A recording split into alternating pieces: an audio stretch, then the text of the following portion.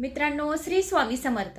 तर मित्रांनो, उद्या 31 डिसेंबर या दिवशी आपल्याला आपल्या घरावरून आणि आपल्या घरातल्या परिवारांवरून आपल्याला एक वस्तू ओवाळून फेकून द्यायची आहे या जाळून द्यायची।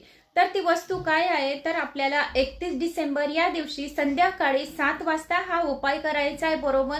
तर संध्याकाळी 7 वाजता का, की कारण की 7 वाजता घरातील अनिष्ट शक्ती आपल्या घरातून निघते, त्यावेळेस लक्ष्मी येण्याचा वेळ राहतो। तर अगोदर आपल्याला घरातील दरिद्रता, नजर दोष, घरातील कटकट, आर्थिक स्थिती बरोबर नसणार, वारंवार वादविवाद होत असतील, तर या गोष्टी टाळण्यासाठी आपल्याला ही एक गोष्ट नक्की करायची, हा एक उपाय नक्की करायचा आहे। तर उपाय काय आहे, काळी तीळ घ्यायची थोडीशी, कापूर घ्यायचा आणि लवंगा घ्यायच्या।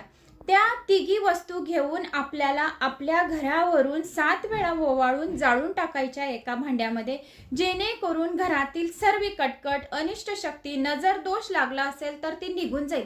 आणि प्रत्येक परिवारामधून म्हणजे प्रत्येकाच्या अंगावरून तुम्हाला काळी तीळ ओवाळून घ्यायची 7 वेळा। ती एका भांड्यात जेवढे मेंबर असतील तेवढे सर्वांवरून अलग अलग तीळ घ्यायची आणि एका भांड्यात टाकायची आणि तिला पण जाळून घ्यायची।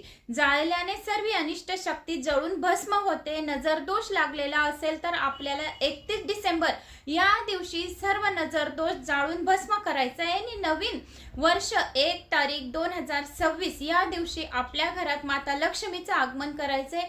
याच्यासाठी आपल्याला कापूर आणि लवंगा आपल्या दरवाजाला ओवाळून जाळून टाकायचे आहे। काळी तीळ असेल तर ती, कापूर लवंगा बी राहिल्या तरी पण चालेल, तीळ नसणार तरी पण चालेल।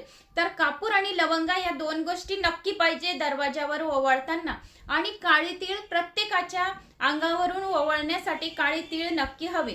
तर हा उपाय आपल्याला उद्या संध्याकाळी 7 वाजता नक्की करायचा आहे आणि ओवाळून फेका आपल्या दरवाजावरून या सर्व वस्तू। तर आपल्या घरातील सर्व अनिष्ट शक्तीचा नक्की नाश होईल आणि नजर दोष नक्की दूर होईल। तर हा